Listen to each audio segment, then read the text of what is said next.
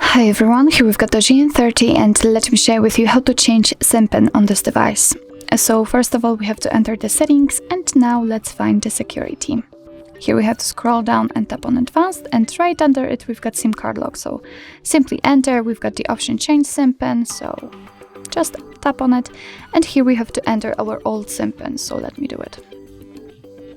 Okay, let's tap on OK, and here we can enter new SIM pin, so let's enter it, tap on OK, and here we have to retype it.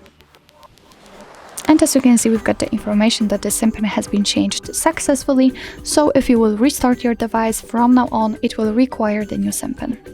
So actually this is it. This is how to change SIM pin in your DOOGEE N30. Thank you so much for watching. I hope that this video was helpful, and if it was, please hit the subscribe button and leave the thumbs up.